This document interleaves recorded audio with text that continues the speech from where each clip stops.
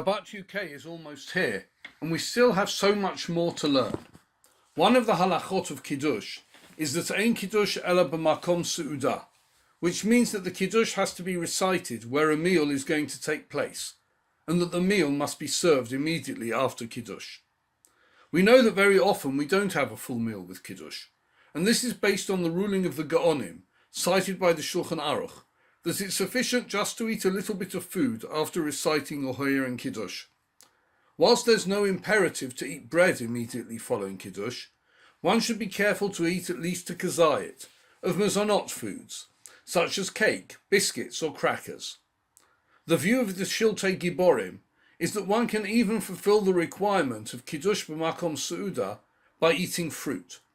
Though this position is rejected by the Geonim and the Shulchan Aruch, the Mishnah Berurah writes that if absolutely necessary, one could rely on it.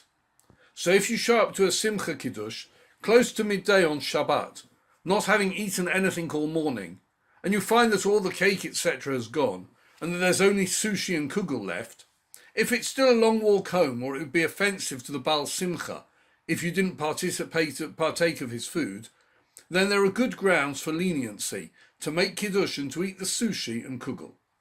Furthermore, according to the Shulchan Aruch, one could also conform to the din of ein Kiddush ela b'makom seudah by drinking a reviit of wine or grape juice, and since you would have to recite Kiddush in any event, that would certainly be the preferable option.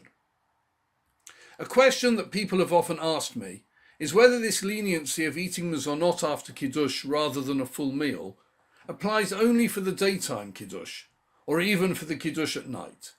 Though the minhag is generally only to do this in the daytime, it's quite clear that the leniency applies in the evening as well, and in fact its placement in the Shulchan Aruch is in the simanim which deal with the mitzvah of Kiddush on Friday night.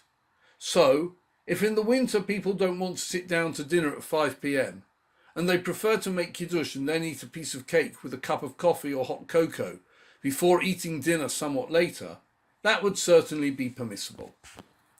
As I mentioned at the outset, the requirement of Kiddush b'makom seudah means that the Kiddush must be recited where the food is being eaten. The Shulchan Aruch rules that it's also permissible to make Kiddush in one place with the intention of eating elsewhere close by, but the Mishnah Berurah limits this to within the one building. That's why in another local shul, they're able to make Kiddush in the main shul at the end of the service before going down to the hall, whereas in Ale, we do not make Kiddush in the shul when the tables are laid out on what we call the concourse. Things will be different when we build the banqueting suite. Notwithstanding everything that we've already said on this topic, it's worth noting the practice of the Vilna Gaon, which was always to make Kiddush in the context of a proper seudah, and not to rely on the leniency of just eating Mezonot. Have a wonderful day.